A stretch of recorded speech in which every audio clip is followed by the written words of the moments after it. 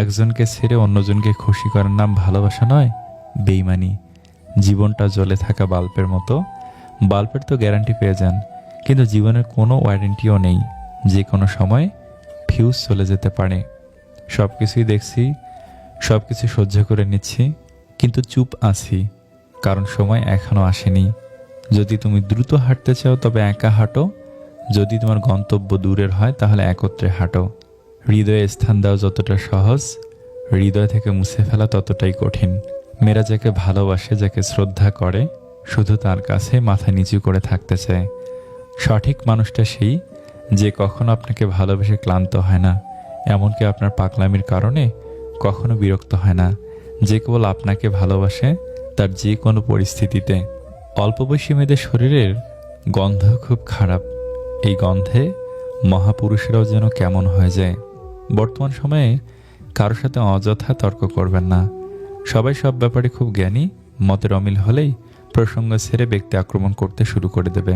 তাই কেউ যদি বলে, জানেন হাতি উঠতে পারে, তর্ক না করে বলুন, হ্যাঁ জানি, আজ আমাদের ঘরের ছাদে এসে বসেছিল। ভালোবাসার মধ্যেও অদ্ভুত এক মায়া আছে। কষ্ট পেলেও ছাড়া যায় না, আবার মন ভেঙে গেলেও ঘৃণা করা যায় না। কষ্ট লাগে যখন ঘন্টার পর ঘন্টা অপেক্ষা করার পরেও প্রিয়জন সেই অপেক্ষার মূল্য বুঝতে পারে না। অনেক ভালোবাসা পাওয়ার পরও যেই মানুষটা পরিবর্তন হয়ে যায় তাকে আর কোনোভাবেই ফিরিয়ে আনা যায় না। এটা ভেবো না কে কখন কেন কিভাবে কোথায় বদলে গেল, শুধু ভাবো কি দিয়ে গেল আর কি শিখিয়ে গেল। যখন ভালোবাসা থাকে তখন হয়তো যোগ্যতা থাকে না, যোগ্যতার অভাবে অনেক ভালোবাসা হারিয়ে যায়। আবার যখন যোগ্যতা হয় তখন হয়তো ভালোবাসার মতো মন থাকে না, কারণ মনটা কষ্ট পেতে পেতে একসময় নষ্ট হয়ে যায়। মানুষ দিন দিন অদ্ভুত হয়ে যাচ্ছে। যা সঙ্গে যাবে সেটাকে ছেড়ে দেয়, যা সঙ্গে যাবে না সেটাকে জুড়ে যায়। বাঙালিরা ঝগড়ার সময় নিজেকে ভুলে যায়। এজন্যই বলে, তুই জানিস আমি কে? এমন অনেক হয়েছে যে অন্যের উপকার বা ভালো ভেবে তাদের দোষটা নিজের ওপর নিয়েছি, সময় বুঝে তারাই বাস দিয়েছে। না পাওয়া পর্যন্ত মানুষ প্রচুর ভালোবেসে যায়, আর পেয়ে গেলেই মানুষ বদলে যায়। বাবা বকা দেওয়ার পর যত না কান্না পায়, তার চেয়ে বেশি কান্না পায় আদর করে রাগ ভাঙাতে আসলে। মানুষকে আমি খুব কাছ থেকে দেখেছি। বিশ্বাস করেন, মানুষ দূর থেকেই বেশি সুন্দর। মুখের ভাষা বোঝার জন্য সামান্য জ্ঞানই যথেষ্ট, তবে মনের ভাষা বোঝার জন্য অবশ্যই আরেকটা মন লাগে।